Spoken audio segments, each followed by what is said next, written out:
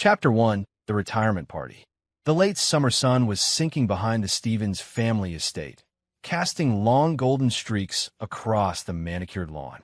From the driveway, Kyle Snyder could already hear the hum of conversation, the clink of champagne flutes, and the faint swell of a jazz quartet playing somewhere near the veranda.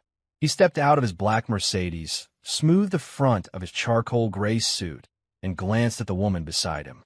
Helen was radiant, her navy cocktail dress catching the light, her blonde hair pinned in a perfectly orchestrated updo, but her expression flickered between polite anticipation and something he couldn't quite read. "You sure you're okay?" Kyle asked, closing the car door. She adjusted the strap of her purse. "Of course I'm okay. Why wouldn't I be?" "You've been checking your phone since we left the condo," Kyle said. "You barely said a word the whole drive." Helen gave a soft laugh that didn't reach her eyes. "It's just Dad's big night, Kyle. I want everything to go smoothly. You know how he gets when things don't go exactly as planned." Kyle studied her for a second longer, but let it go. Tonight wasn't the time to dig. They walked up the stone path toward the sprawling Georgian-style mansion, its white columns lit by rows of elegant uplights. Guests in designer suits and evening gowns mingled near the entrance, holding champagne flutes like props in an old movie. The Stevens estate always felt like a different planet to Kyle, one where people never had to worry about rent or grocery bills, where reputations were worth more than friendships, and where a bad year meant selling the vacation home in Aspen instead of the yacht in Miami. A valet in a crisp black uniform opened the front door. The hum of the party swelled, carrying with it the aroma of expensive perfume, aged whiskey, and seared beef tenderloin. Inside, the grand foyer's marble floor gleamed beneath a crystal chandelier the size of a small car. A massive oil portrait of Frank Stevens, towering, silver-haired, smiling like he owned the world, hung above the main staircase. Kyle had to smirk. Subtlety was never Frank's strong suit. "Kyle! Helen!" Frank's voice boomed before they even spotted him. He cut through the crowd like a man on his own personal stage, dressed in a tuxedo that probably cost more than Kyle's first car. His smile was wide, but his eyes, sharp, appraising, never quite warmed. "Dad," Helen said, leaning in to kiss him on the cheek. "Frank," Kyle greeted, extending his hand. Frank took it, firm but brief, like he was shaking the hand of a business associate rather than his son-in-law. "Glad you could make it," Frank said, though his tone made it sound more like expected you to show up. "Wouldn't miss it," Kyle replied evenly. Frank clapped him on the shoulder a little too hard. Big night for the old man. 40 years in the game, time to let the younger generation take over. Kyle forced a smile. "You've earned it." Frank's smile tightened for a fraction of a second before he turned his attention to another arriving couple, executives from a law firm Kyle vaguely recognized. Helen leaned toward Kyle, her breath brushing his ear. "See? He's in a great mood." "Uh-huh," Kyle said, scanning the room. The place was a who's who of Chicago's financial and political elite. Bankers, developers, city council members, all gathered beneath Frank's roof. Waitstaff in crisp black uniforms weaved between guests with trays of champagne and bite-sized hors d'oeuvres that probably had French names Kyle couldn't pronounce. Everywhere Kyle turned, he caught the subtle flick of an eyebrow or the half-second glance in his direction before people shifted their gaze away. It wasn't hostility exactly, but it wasn't warmth either. He'd been on the receiving end of it before. The quiet reminder that no matter how much money he'd made, he'd still started life in foster care. That background wasn't pedigree. It was a stain some of these people could never ignore. He spotted Jordan Carpenter across the room, tall, well-dressed, his dark hair slicked back. Jordan was deep in conversation with a cluster of men in suits, one hand gesturing, the other holding a tumbler of amber liquor. When Jordan noticed Kyle, his lips curled into a polite smile that didn't touch his eyes. Then he turned back to his group. Kyle took a slow sip from the champagne, flute a passing waiter had offered. "A lot of your dad's board members here tonight," he murmured to Helen. "Of course," she said lightly. "They've been with him for decades." "Uh-huh," Kyle said again, but his mind was already running its own calculations. A burst of laughter erupted near the main bar, drawing Kyle's attention. Frank was holding court, telling some story that had half the group doubled over. He looked perfectly at ease, but Kyle couldn't shake the sense that there was another layer here, something beneath the smooth speeches and expensive suits. Helen touched his arm. Come on, let's get a drink before the speeches start. They made their way toward the far end of the room, passing clusters of guests. Kyle exchanged nods with a few acquaintances, made polite small talk with a city councilman about real estate zoning changes, and endured a thinly veiled joke from one of Frank's golfing buddies about moving up from flipping houses to the big leagues. When they reached the smaller sidebar, Kyle leaned on the counter and ordered a Scotch neat. Helen asked for sparkling water. Water? Kyle raised an eyebrow. She shrugged. I don't want to be fuzzy when Dad gives his speech. You know how long-winded he gets. Kyle chuckled, but his gaze lingered on her face a moment longer.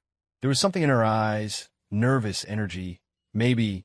He thought about pressing, but the bartender slid his drink toward him, and the moment passed. Over the next half hour, Kyle mingled, shook hands, and played the role expected of him. The supportive son-in-law, the successful businessman, the polished guest. But that low hum of unease never left. It wasn't just Helen's tension.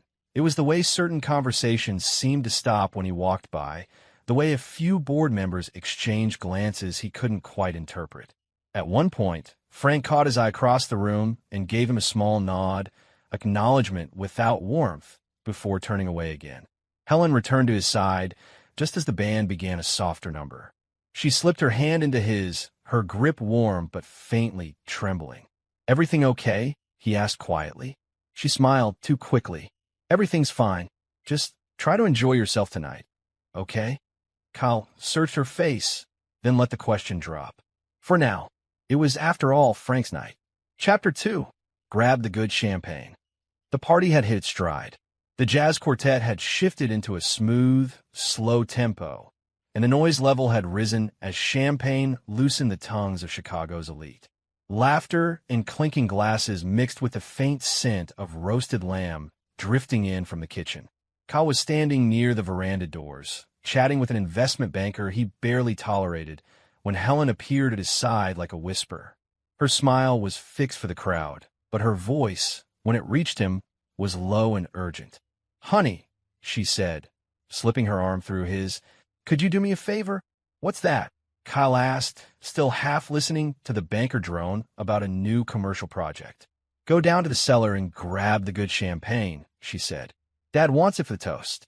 It's the Krug 1988, far back on the left. Kyle gave her a look. The good champagne? We've got waitstaff everywhere. Why not send one of them? Helen's smile twitched. Dad asked for you. He said you'd know which one. Please, Kyle, just go grab it. He caught the quick dart of her eyes toward the far corner of the room, where Frank stood talking with Jordan Carpenter. Something in the way they both avoided looking directly at him made the hair on his neck prickle. Still, he kept his voice neutral. Sure, I'll get it. Helen exhaled like she'd been holding her breath. Thanks. It's on the third rack from the back. You can't miss it.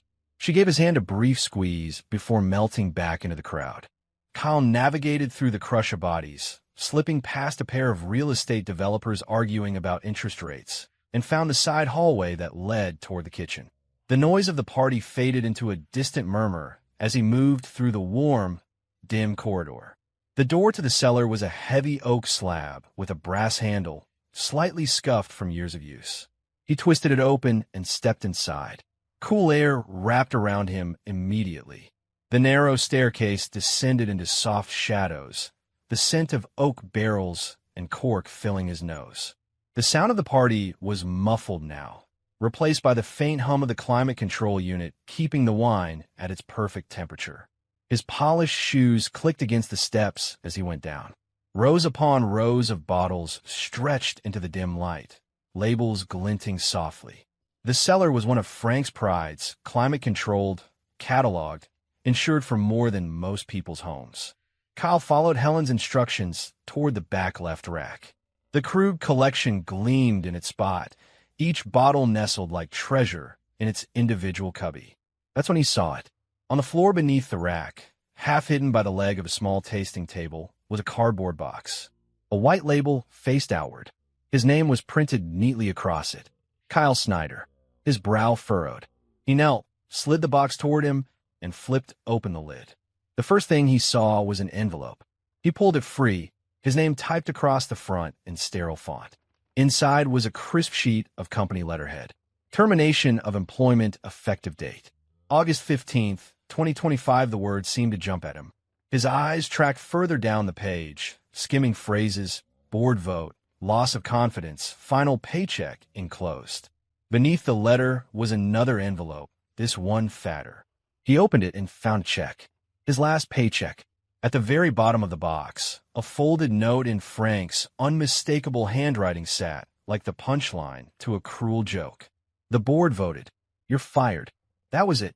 No salutation. No explanation. Just the blunt blade of dismissal. Kyle's jaw tightened. A muscle in his cheek twitched. He didn't remember standing up, but suddenly he was on his feet, the box still in his hands. The cool air of the cellar felt sharper now, almost biting. A faint sound drifted from above. He froze. The cellar ceiling was crisscrossed with old heating grates, thin slats of metal set into the wood floor above. And through one of them, not far from where he stood, voices filtered down. Finally did it. One voice said, clear as glass. Kyle recognized it instantly, Frank's. There was the sound of a cork popping, followed by laughter. Another voice joined in, lower, smug.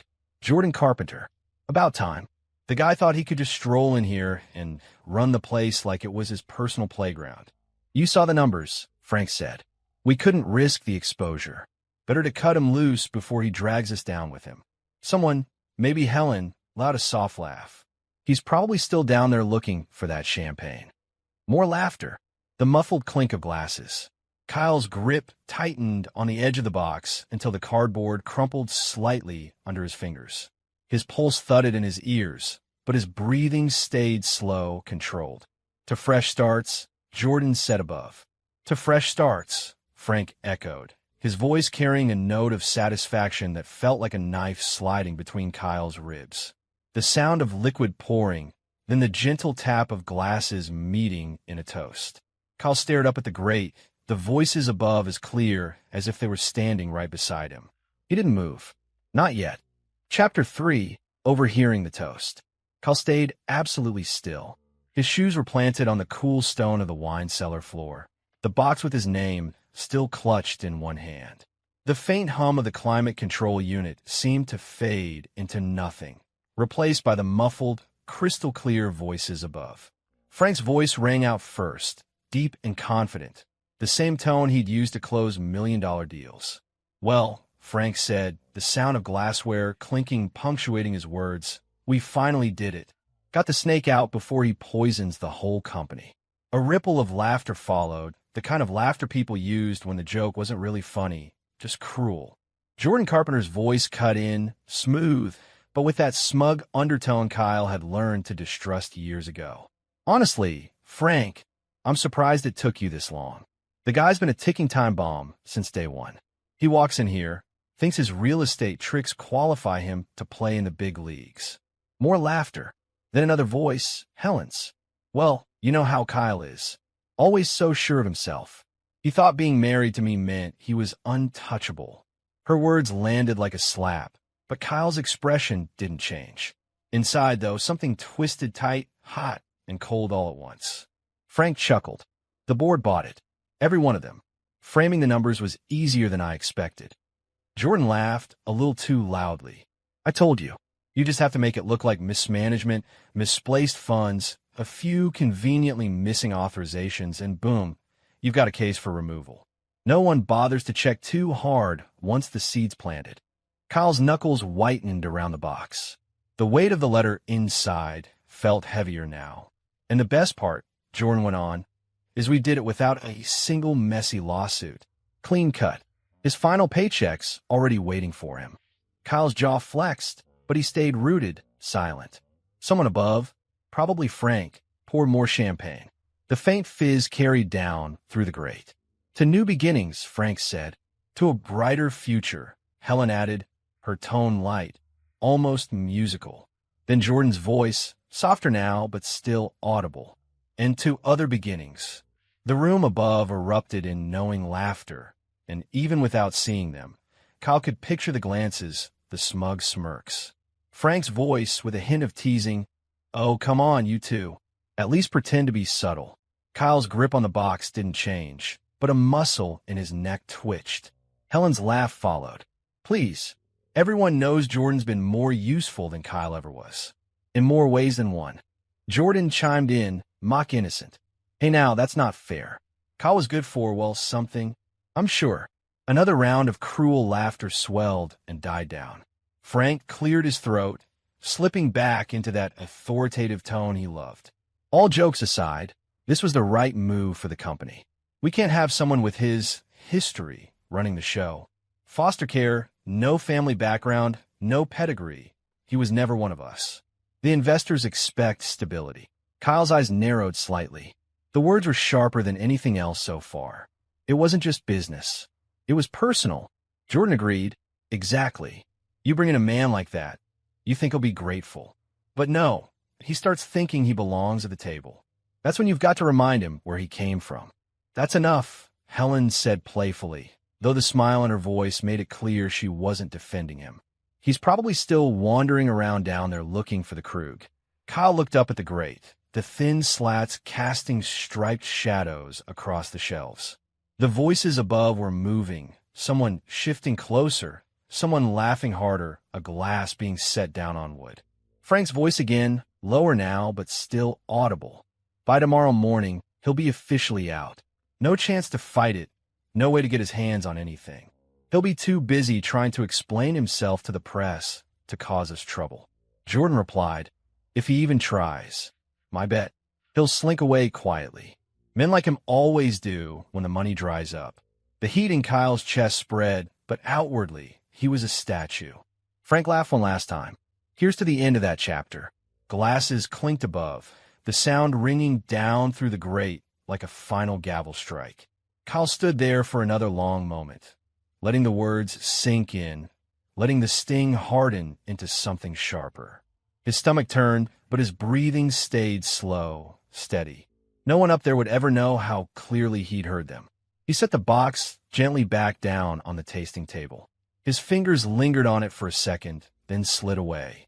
Without looking up again, he turned toward the stairs. His footsteps were soundless on the stone floor, each one deliberate, controlled. At the base of the staircase, he paused for just a heartbeat, the echo of their laughter still in his ears. Then, without a word, Kyle began to climb. Chapter 4, One Call. The warm laughter from inside the Stevens estate trailed after Kyle as he stepped out into the cool night air. It was almost surreal how a place could look so beautiful while the people inside were gutting you alive. The front lawn stretched in perfect symmetry, the driveway lined with high-end cars gleaming under the soft glow of lanterns. Somewhere in the distance, cicadas hummed, oblivious to the kind of betrayal that had just taken root. Kyle didn't break stride. He moved across the driveway, his polished shoes crunching lightly on the fine gravel, the echoes of the party fading behind him. His Mercedes sat waiting at the far edge of the row, sleek and silent. He unlocked it with a quiet beep, slid into the driver's seat, and shut the door. The cabin's muted luxury wrapped around him, dark leather, faint scent of cedar from the air freshener, but it felt more like a cockpit now.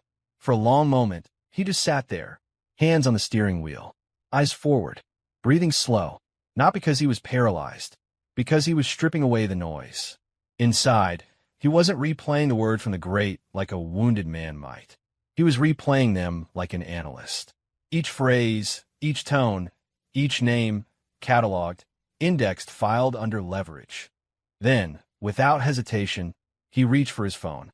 It rang twice before a familiar voice answered, low and calm. "Webb." "Marcus." "It's me," Kyle said. His voice was flat, controlled. "You sound like you've just had a tooth pulled without anesthetic." "Something like that," Kyle replied. He glanced toward the glowing windows of the house in the rearview mirror. "I need you on something tonight." Marcus Webb was more than a private investigator. He was a bloodhound with a Rolodex of favors owed in every corner of the city. Kyle had used him in the past for discreet checks on business rivals, but tonight wasn't about business in the conventional sense. "Go ahead," Marcus said, the faint sound of keyboard keys clicking in the background. "Three names," Kyle said. "Helen Stevens Snyder, Jordan Carpenter, and Stevens and Associates. There was a brief pause. Your wife. Yes. You want me to tell you what I think I'm going to tell you? Or just get to work? Get to work, Kyle said, his tone sharpening. I want everything. Bank accounts, real estate holdings, text messages, social media DMs, emails. If they sneezed and someone wrote it down, I want it. And on Stevens and Associates, pull every ledger, every offshore tie, every debt obligation. That's a tall order. I don't care if it's tall. I care if it's fast. Tonight. Marcus let out a slow breath. All right, but I'll need access to a couple of things you've got. You'll have them in 10 minutes, Kyle said. Use my personal server logins. And Marcus, yeah, this doesn't exist. There was the sound of Marcus's chair creaking. You calling me at 10 o'clock at night on a Friday means it's already off the books. I'll start with her. I'll move to him, then to the company. You'll have something before sunrise. That's not good enough, Kyle said. I need the first wave of dirt in 2 hours. Start with whatever will break their smiles the fastest. Marcus gave a small chuckle. You know, most guys in your position will be calling their lawyer right now. I'm not most guys. No, Marcus agreed. You're not. 2 hours. Check your secure inbox. Kyle ended the call, the phone still warm in his hand. He sat there for a moment, fingers drumming lightly on the steering wheel. The air outside was still, but inside, gears were turning.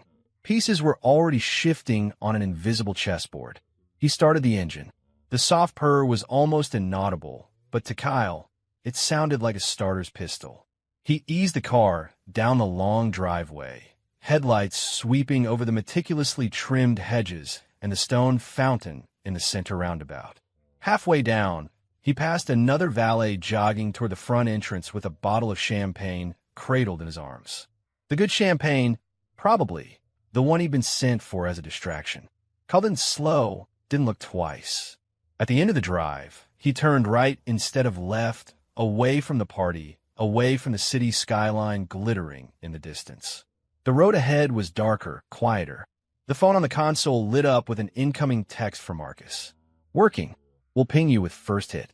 Kyle allowed himself the smallest of smiles, not of happiness, but of anticipation. His mind was already in motion, discarding the shock, the sting, the personal insult. Those were distractions. What mattered now was information, leverage, timing. They thought they'd taken the first and last move tonight. They were wrong. He pressed down on the accelerator, the Mercedes gliding forward like a shark in deep water.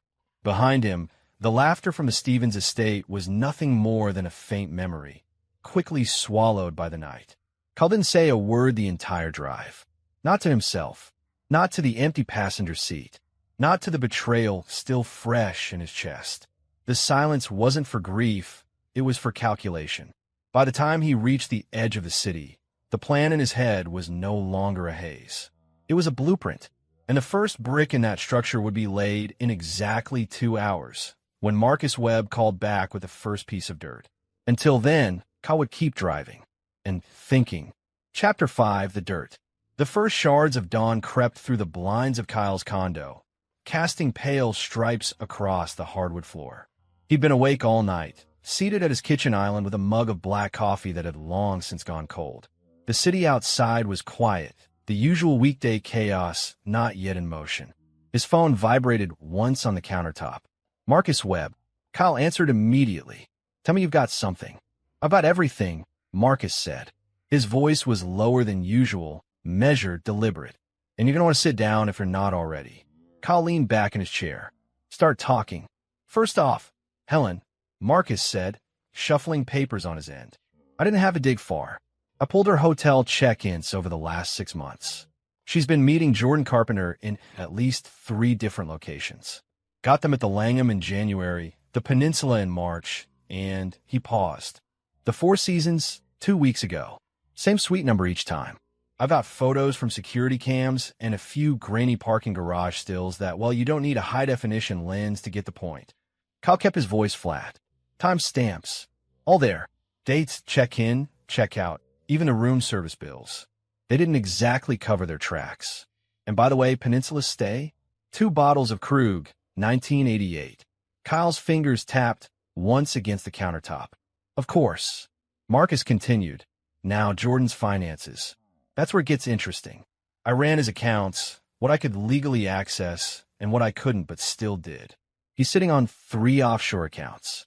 One in the Caymans, one in Belize, and one in Cyprus. Total balance? Just shy of 8.4 million. That's a hell of a VP salary, Kyle said, voice still even. Marcus let out a humorless chuckle. Yeah, and here's the kicker. Those accounts have regular deposits from a shell corporation registered in Malta. Trace the shell? It's a known front for the Torino crime family. I triple-checked. The name made Kyle sit forward slightly. Vincent Torino. Bingo. Looks like Jordan's been their golden boy for a while now. But that's not all. 2 months ago, there's a sudden $500,000 transfer out of one of those offshore accounts to another shell in Panama. And guess whose name is on that Panama entity? Kyle already knew the answer. Helen. Marcus didn't bother confirming. It was obvious. Which means they're not just sleeping together. They're moving money together. And if my hunch is right, they're skimming from both you and the Torinos. That $500,000, it didn't have Torino's fingerprints anywhere on it. If he finds out, they're dead, Kyle finished quietly. Exactly, Marcus said. I'm sending you a secure packet now. Photos, bank traces, email chains. Helen and Jordan use her personal Gmail for some of the coordination. Real amateur hour. Kyle's laptop chimed. The secure inbox displayed a single new message from Marcus, encrypted and labeled simply. Dirt. He opened it. The first file was a high-resolution photo of Helen and Jordan in the Langham lobby, her arm around his waist, his lips near her ear. Another image showed them stepping into an elevator at the Four Seasons, both smiling like they'd gotten away with something. The next set of files made Kyle's jaw tighten, not out of hurt, but calculation. Spreadsheets of account activity, wire transfers highlighted in red, timestamps lined up with hotel dates. The money trail was almost elegant in its simplicity if you ignored the fact it was felony-grade embezzlement.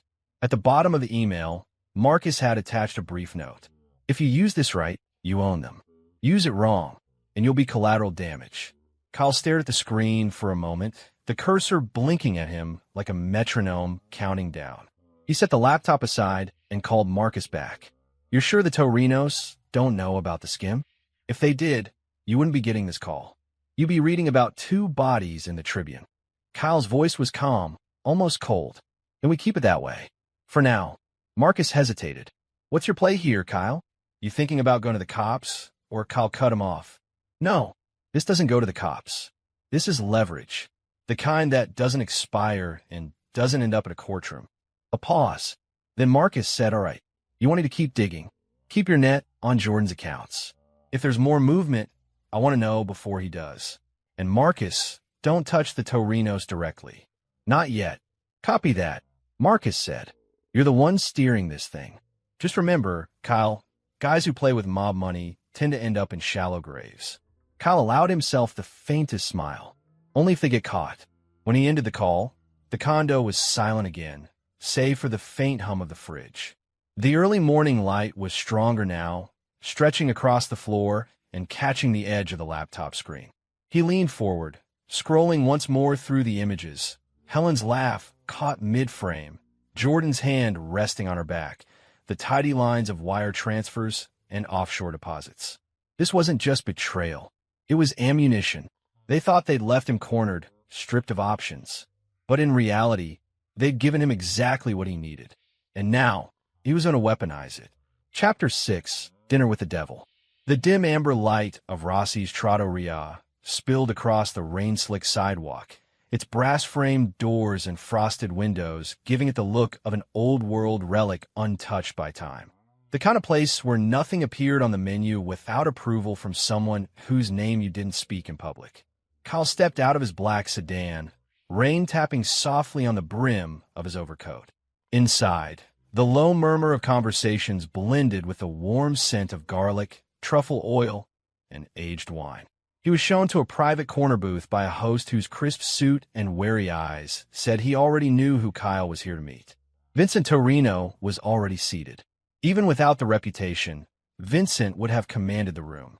Mid-50s, silver hair slicked back, tailored charcoal suit, a gold pinky ring glinting under the light. His posture was relaxed, but his eyes, dark, sharp, were the kind that had taken the measure of a man before the handshake. "Kyle Snyder," Vincent said, his voice low, unhurried. "I've heard of you." "Likewise," Kyle replied, sliding into the booth. "Though I doubt we run in the same circles." Vincent smirked. Circles have a funny way of overlapping, especially when money's involved. The waiter appeared, almost too quickly, and Vincent ordered without looking at the menu.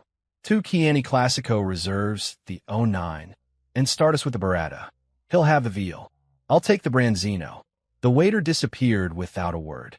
Kyle leaned forward slightly, resting his forearms on the table. "I didn't ask you here to make small talk." "Good," Vincent said. "Small talk's for people with time to waste." Kyle reached into his coat pocket and placed a slim black folder on the table. "Jordan Carpenter has been moving your money. Not just moving it, skimming it." Vincent didn't touch the folder immediately. He simply raised one eyebrow. "That's a bold accusation." "It's not an accusation," Kyle said evenly. "It's fact." He opened the folder, sliding a set of documents toward Vincent. Bank statements, wire transfer logs, and a high-resolution photo of Jordan walking into a bank in Belize. 8.4 million spread across 3 offshore accounts. Regular deposits from your Malta shell. 2 months ago, 500,000 disappeared straight to a shell in Panama. That shell?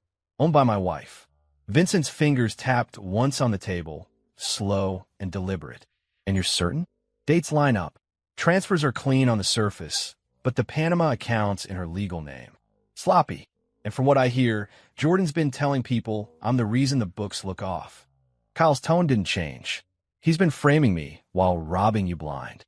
Vincent finally picked up one of the bank statements, his eyes scanning each line like a predator reading tracks in the dirt. His jaw tightened just slightly before he set the paper down. "That little bastard," Vincent murmured. The wine arrived. Vincent poured for both of them himself, filling the glasses with practiced care. He lifted his own, but didn't drink yet. "You know what happens to people who steal from me?" Vincent asked quietly. "I can guess," Kyle said. Vincent's lips curved into something that wasn't quite a smile. They stopped being people. Kyle met his gaze without flinching. "I'm not here to tell you how to run your business. I'm here to offer you an opportunity." Vincent leaned back, swirling the wine. "And what's in it for you, Mr. Snyder?" "Support," Kyle said simply. "Jordan and my wife set me up to take the fall. They've poisoned my company, my reputation. But with the right pressure applied in the right places, I can turn this around. You get your money, and I get them out of my life." The burrata arrived. Neither man touched it. Vincent studied Kyle for a long moment, his expression unreadable. "You've got guts, I'll give you that. Most people would run to the feds with this." Kyle shook his head. "The feds don't protect people from people like you. And they sure as hell wouldn't protect me from a divorce attorney with a grudge." Vincent chuckled once. "True enough." He finally took a sip of wine, then set the glass down with care. "Tell me, Kyle, why shouldn't I take this information, handle Jordan my way, and forget you ever existed?" Kyle didn't blink. "Because you wouldn't have it without me. And because if you burn me, you lose the only person who knows how deep their network goes inside my company. Jordan's not acting alone. I can map out the whole pipeline. But I only do that if I'm in play." The silence between them stretched for a beat too long. The clink of cutlery and soft hum of an old Italian ballad floated over from the main dining room. Vincent's mouth twitched. "You're either very brave or very stupid." "Maybe both," Kyle said. The veal and branzino arrived, plates steaming. Vincent cut into his fish without breaking eye contact. He chewed, swallowed, and then nodded once. "I'll support your next move," he said finally. "Jordan won't see it coming. Neither will your wife. But you do something reckless, you drag my name into the light, and we'll have a different kind of dinner." "Understood," Kyle said. Vincent reached across the table. His handshake was firm, deliberate, more binding than any contract. The gold ring pressed briefly into Kyle's skin. The alliance was unspoken, but it was real. Kyle had muscle now. Chapter 7, The Hostile Takeover. 3 days. That's all it took for Kyle to go from the man they thought they'd humiliated to the one quietly wrapping a noose around their necks. It began a glass-walled office overlooking the financial district, the kind of place where fortunes changed hands over cappuccinos and sign napkins. Kyle sat across from a wiry man in a charcoal vest, Harold Givens, a distressed assets broker whose Rolodex was thicker than his moral compass. "You're telling me you want everything connected to Stevens and Associates," Harold said, flipping through the file. "Everything," Kyle repeated, voice steady. "Debts, supplier contracts, property leases, if they rely on it, I want it." Harold whistled softly. "That's not a buy. That's a siege." Kyle's mouth curved just slightly. "Exactly." From there, it was a whirlwind. A late-night wire transfer to a Manhattan hedge fund in exchange for the company's largest outstanding debt note. A quiet lunch with a small commercial bank's VP to purchase a delinquent line of credit at a discount. 2 phone calls to old contacts in a real estate game, one of whom sold him the building housing Stevens and Associates' flagship office, along with the right to double the lease rate in 90 days. By the morning of the second day, Kyle was in a midtown boardroom with a finance lawyer named Patel, signing a purchase agreement for the lease rights to their warehouse distribution center. Patel slid the final paper toward him. "That's it," Patel said, adjusting his glasses. "You hold the spine of their operation. If they want to keep breathing, they'll need to pay you to inhale." Kyle signed with a firm stroke. "Let's hope they're quick learners." On the third day, his phone buzzed with Marcus's gravelly voice. "You got the veins, boss. Now you just need to squeeze." That afternoon, Kyle drafted a single, polite email to the Stevens and Associates Board of Directors. The subject line was deceptively neutral. Request for emergency meeting, urgent financial matter. He knew they'd panic. That's exactly what he wanted. The boardroom of Stevens and Associates looked like something out of a corporate propaganda brochure. Mahogany table, brushed steel fixtures, panoramic city views. But the moment Kyle walked in, he could smell it. Fear masked under expensive cologne. 7 board members sat scattered around the table, their expressions a mixture of suspicion and confusion. Frank Stevens was at the head, his jaw tight. Helen sat at his right, pretending not to make eye contact. Jordan Carpenter lounged 2 seats down, smirking like he still believed he had the upper hand. Frank cleared his throat. "Kyle, we weren't expecting—" "I'm sure you weren't," Kyle interrupted, walking to the head of the table opposite Frank. He didn't sit right away. Instead, he laid a slim black folder in front of him, taking his time. Jordan chuckled under his breath. "What's this, Snyder? Another pitch for a failed project." Kyle finally sat, leaning forward just enough to make the room lean with him. "No, this is a pitch for your survival." That shut Jordan up. Kyle opened the folder, sliding out copies of contracts and debt purchase agreements. "In the last 72 hours, I've acquired, legally, your company's largest outstanding debt obligations. I also hold the lease on your flagship office, your main warehouse, and several supplier contracts you depend on." He let the words hang in the air. "In plain English, I own your lifeline." One of the older board members, a gray-haired man named Mitchell, shifted in his seat. "That's impossible. Those assets are publicly traded debt and commercial real estate leases," Kyle cut in. "Not only is it possible, it's done." Frank's face darkened. "What's your angle, Kyle?" "My angle," Kyle said calmly, "is to give you one chance to cooperate. One. You work with me, fully, without games, or I dismantle this company piece by piece. You'll be left with a name, a logo, and no way to pay the electricity bill." A sharp, incredulous laugh escaped Jordan. "You think you can bluff your way into running us? You're out of your mind." Kyle turned his gaze on him, ice cold. "Do you want to see the eviction notice for this office, Jordan? It's already drafted. You've got 90 days before the lease rate doubles, unless I decide you get 30. Helen finally spoke, her voice brittle. "You can't just waltz in here, and I can't," Kyle said, cutting her off without even looking at her. "And I have." Silence fell again, heavy and suffocating. Mitchell cleared his throat. "And if we cooperate? What exactly does that mean?" "It means I stop the bleeding," Kyle said. "You get to keep operating under my oversight. You do exactly what I say when I say it. No surprises, no side deals, and no more theft." His gaze swept deliberately from Frank to Jordan to Helen. Frank leaned back, his eyes narrowing to slits. And if we refuse? Kyle's tone didn't change. Then I'll make sure by next quarter, Stevens and Associates is a cautionary tale in the Wall Street Journal. Your competitors will buy the scraps, and the Stevens name will be worth less than the paper it's printed on. Nobody spoke for a moment. Outside the floor-to-ceiling windows, the city sprawled in indifferent silence. Jordan leaned forward, his voice low but edged with venom. "You've got some nerve, Snyder." Kyle's expression was unreadable. "Nerve isn't the word, Jordan. It's leverage. And right now, I have more of it than you could ever dream of." He gathered his papers, sliding them back into the folder with deliberate care. Then he stood, buttoning his jacket. "I'll give you 24 hours to decide," he said, his voice calm, almost casual. After that, we moved to demolition mode. Without another word, he walked toward the door, every step echoing in the tense quiet. The board sat frozen, the weight of his ultimatum pressing down on them like an unseen hand. Kyle didn't look back. Chapter 8, The Sweet Confrontation. The Park Regent Hotel stood like a glass-and-steel monolith against the city skyline, its penthouse suites reserved for people who didn't ask how the bill was paid.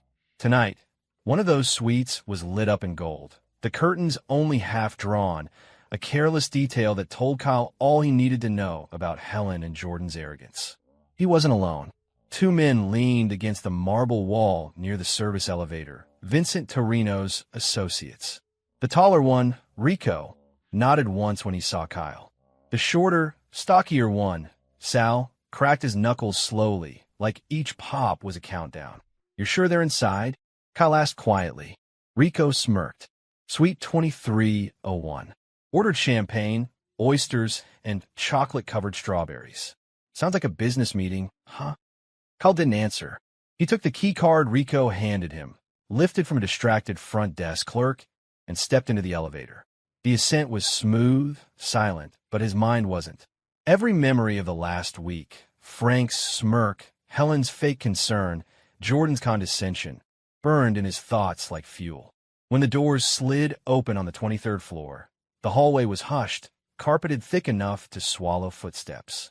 Kyle walked straight to 2301, Torino's men following a step behind. He didn't knock. The key card slid in. The lock clicked. The door opened. The scent hit first, perfume and expensive champagne, tangled with the faint smell of charred steak. Music played softly from a Bluetooth speaker.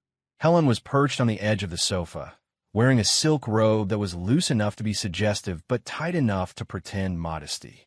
Jordan was at the minibar, pouring something into crystal glasses. The smile on his face froze when he saw Kyle. "What the hell?" Jordan started, but Rico and Sal stepped in behind Kyle, and his voice faltered. Helen's face drained of color. "Kyle, what are you doing here?" Kyle closed the door with a deliberate click and locked it. "Just dropping by for a little conversation." Jordan's hand tightened on the glass. "You can't just barge in here." "Sure I can't," Kyle said, taking a slow step forward. His eyes didn't leave Jordan's, especially when the two of you have been stealing from me. And not just me. Helen glanced at Jordan, a flicker of panic in her eyes. "This isn't what you think." Kyle held up a hand. "Don't. I've seen the photos. The hotel bills. The offshore accounts in your name, Jordan." Jordan's jaw twitched. "You've been spying on me?" Kyle's laugh was short and sharp. "Spying? No. Investigating. And guess what else I found?" He stepped closer until he could smell the nervous sweat starting to leak through Jordan's cologne. A money trail straight from those accounts to deposits from the Torino family. Jordan's face went from defiance to outright fear in an instant. He shot a glance toward Torino's men, who now stood by the door like twin statues carved for menace. That's not what it looks like," Jordan stammered. "Oh, it's exactly what it looks like," Kyle said. "You took money that wasn't yours, from people who do not appreciate being stolen from. People who are very protective of their investments." Sal smiled faintly at that, and Jordan swallowed hard. Helen spoke up, her voice trembling. "Kyle, please, this doesn't have to get ugly." Kyle turned to her, his tone icy. "It already is, Helen. You made sure of that when you climbed into bed with him and helped drain accounts that kept this company alive." Jordan took a step toward the bedroom, like maybe he could make a run for it. Rico shifted just enough to block the path without even touching him. Kyle stepped in closer, lowering his voice so only Jordan could hear. You have one choice. One, you disappear. Tonight. No forwarding address, no cute goodbye emails. You vanish. Permanently. Jordan's eyes darted between Kyle and the two silent men by the door. And if I don't? Kyle leaned even closer, his voice almost a whisper. Then they handle it. And trust me, you won't like how they handle it. Jordan's Adam's apple bobbed as he swallowed. He looked at Helen, but she didn't meet his eyes. She was staring down at the champagne glass in her hands, gripping it so hard her knuckles were white. Jordan's voice cracked. I'll go. Kyle stepped back, giving him room. Smart. Jordan didn't bother with the champagne he'd poured. He grabbed his jacket from the back of a chair, his movements jerky, almost frantic. He didn't even put his shoes on properly, just shoved his feet halfway in before heading for the door. Rico opened it for him without a word, letting him pass into the hallway like he was already a ghost. Kyle stood there in the suite, the music still playing softly, the smell of champagne and fear lingering in the air. Jordan was gone, and he knew, better than anyone, that the alternative would have been worse. Chapter 9, Breaking Helen. Kyle didn't make the call. Helen did. It was an email, short, trembling, her corporate signature still at the bottom, asking to meet at a discreet penthouse office he had rented in the city. The kind of office no one could trace back to him, but that screamed authority to anyone who walked in.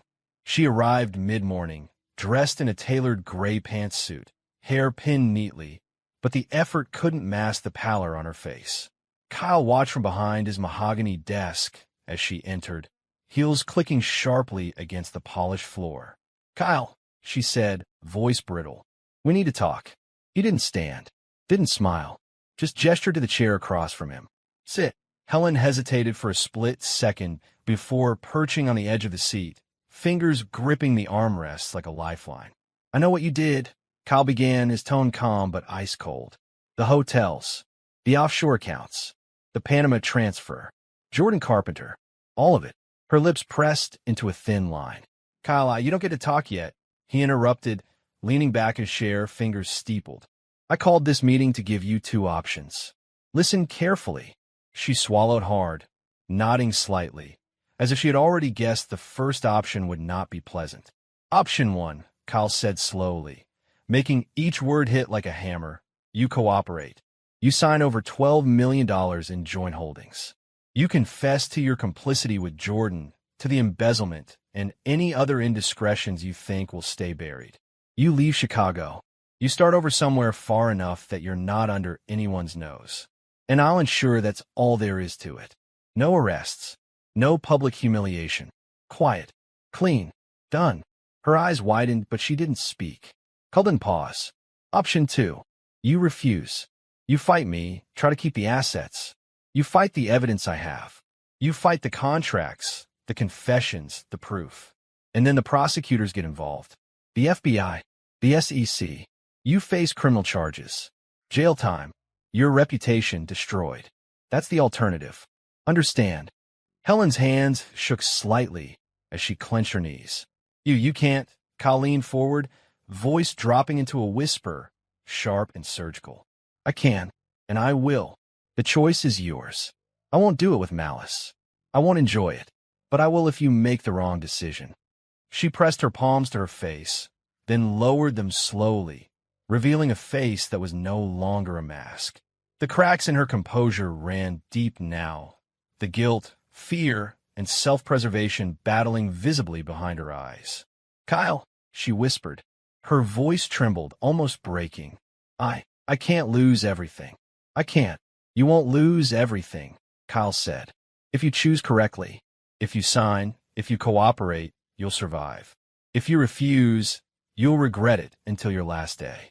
She took a deep, shuddering breath, pacing the small office. 12 million, my life, my freedom. You have 3 minutes to decide, Kyle said, checking his watch casually. Tick-tock. Helen's eyes darted to the window, the city far below, buzzing obliviously, then back at him. And if I sign, if I give up the joint holdings, you'll make sure nothing else? Kyle leaned back, steepling his fingers again. I will, but you cooperate fully. No exceptions. No hidden accounts. No lies. Sign everything, hand it over, and disappear. Do that, and you're free. Her knees nearly buckled, and she gripped the desk edge to steady herself. And if I don't, Kyle's voice was even precise, then you face every legal consequence that comes from what you've done.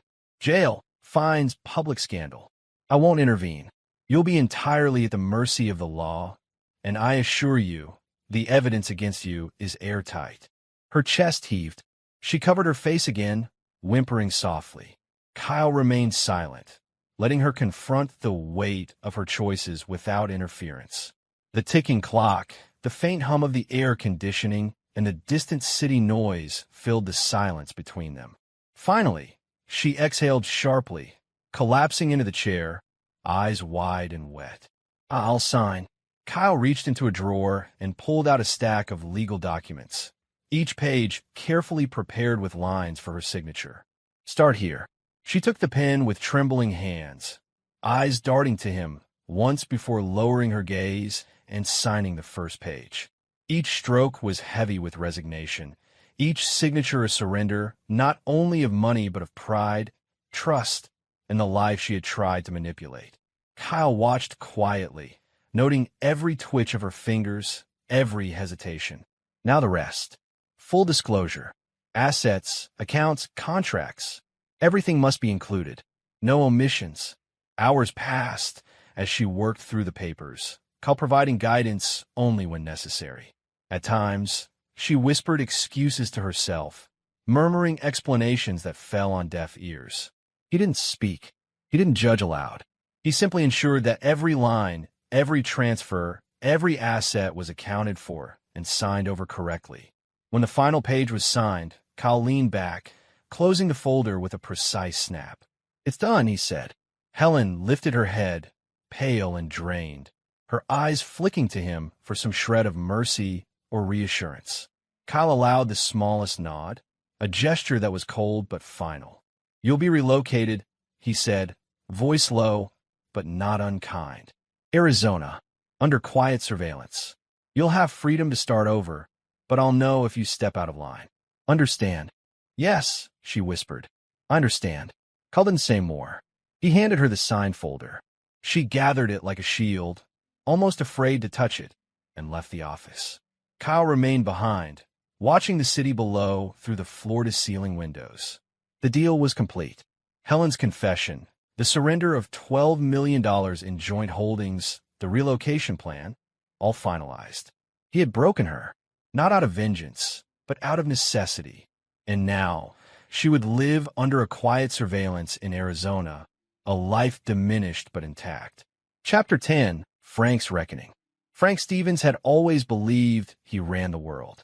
His name was on every major development in Chicago's skyline, every bank account that mattered in the Midwest, and every headline that praised Stevens and Associates as a pillar of integrity and power.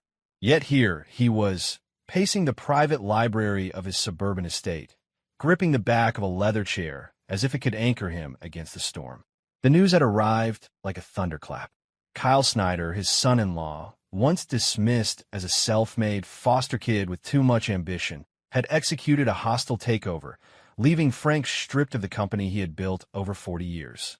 He picked up his phone, dialed Kyle's office, and waited. The line clicked twice before a calm, measured voice answered. Kyle. Frank, Kyle said, voice even but not cold. I assume you heard. Frank's knuckles whitened around the receiver. I want a meeting. Now. This is unacceptable. You can't just take everything. Kyle leaned back in his chair in his downtown office, hands clasped behind his head. I can, and I did, but I'm willing to meet. Good, Frank said through gritted teeth. Meet me here at the estate. I'll have Helen call ahead. We'll sort this out. The Stevens estate was a sprawling mansion with sweeping lawns and ornamental fountains. But as Kyle drove up, he noticed the subtle decay in the landscaping, the overgrown hedges, the fountain clogged with leaves, small signs that Frank's attention had been elsewhere, perhaps trusting his legacy would carry itself. Inside, Frank was waiting, his posture rigid, the weight of disbelief and bruised ego apparent in every line of his face. Kyle stepped into the grand foyer, suit immaculate, expression calm. "Frank," Kyle said, offering a nod. "You," Frank started, voice tight. "You've turned my company into a puppet show for yourself." Kyle didn't flinch. "I didn't turn it into anything. I reclaimed what was almost lost. The company, the assets, the control, they were being undermined while you sat at the head of the table. And yet," he let the pause hang, letting it sting. "I'm not here to ruin you entirely." Frank's eyes narrowed. "Not ruin me entirely?" "No," Kyle said. "I'm stripping you of the company, yes. But you keep your home. I've allocated a modest pension for you. Enough to live comfortably, even with your usual standards." Frank's jaw tightened, disbelief and humiliation warring across his face. You could have left me with nothing." Kyle shook his head.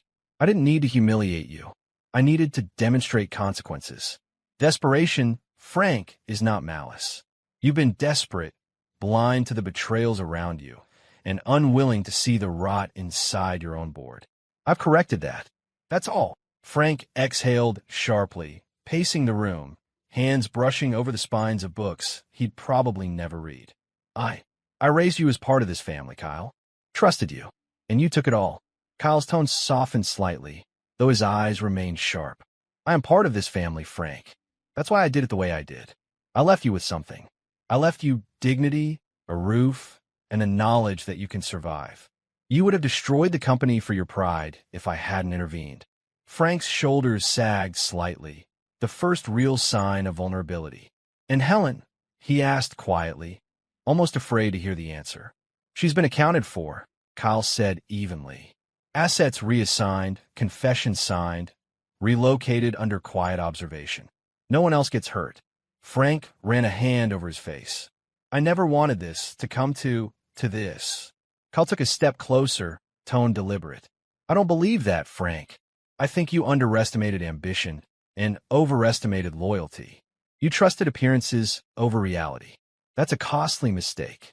Frank's hands dropped to his sides, trembling ever so slightly. "So this is it? My influence over—" Kyle nodded once, precise. "Over. You'll advise when asked. You can volunteer, donate, mentor perhaps. But the company is no longer yours. Your legacy is still yours to guide in the ways I allow. The rest, control, decisions, survival, that's mine." Frank swallowed hard, a lump forming in his throat. "And I just watch." "Yes," Kyle said, "and you remember this lesson. Power without vigilance is nothing. Wealth without awareness is wasted. And trust without scrutiny is fatal."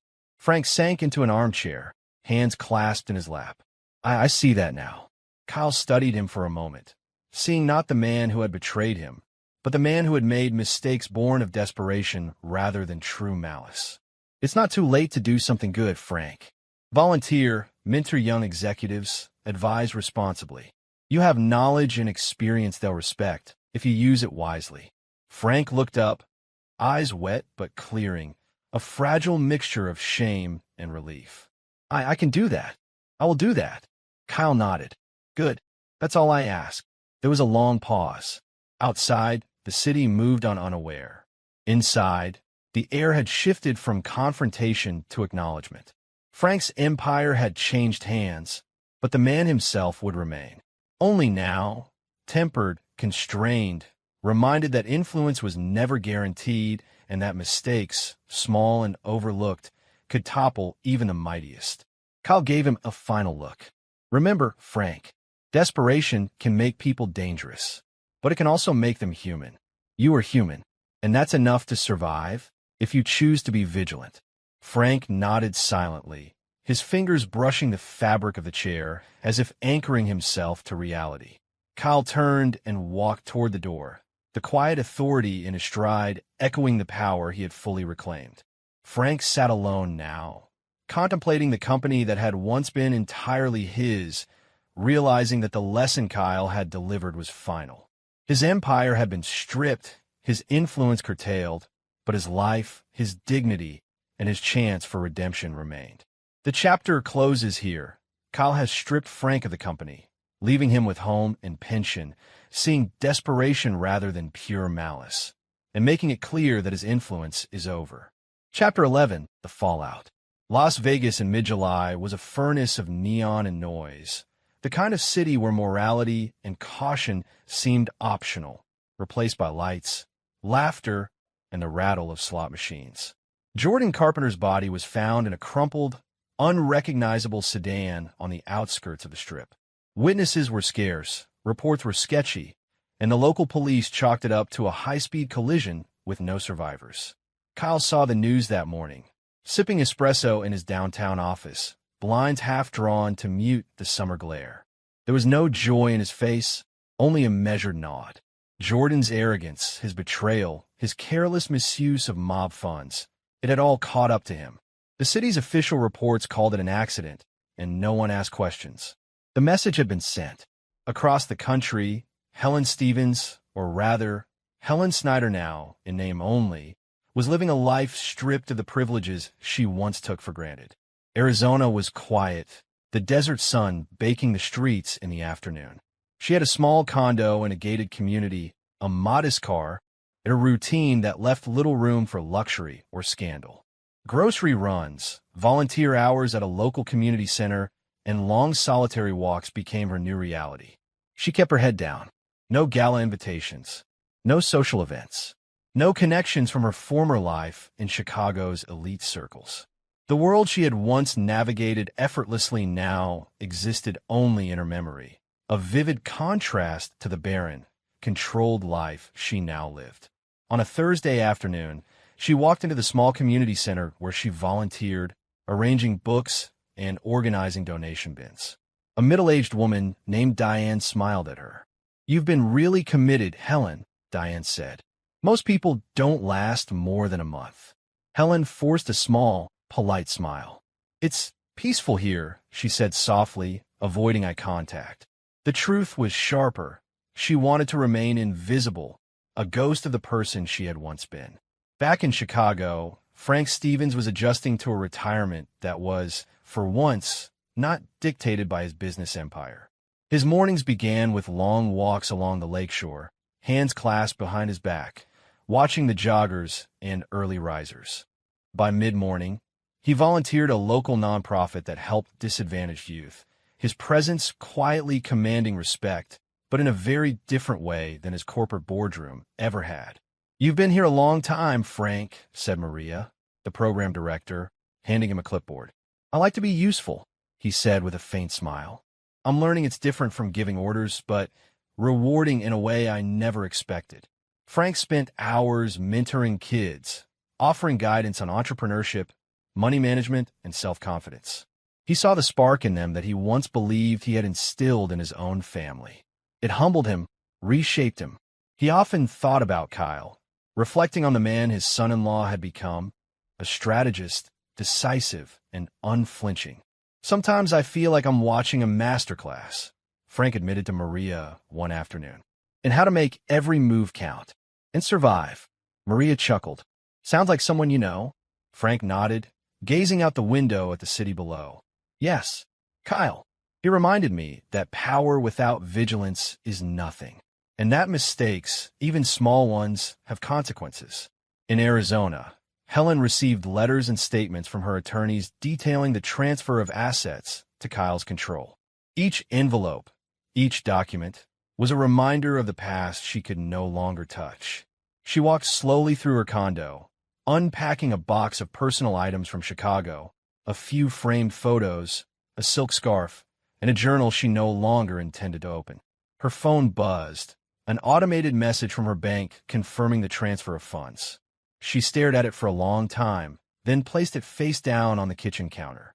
The reality was inescapable. She had no leverage, no social influence, no way back.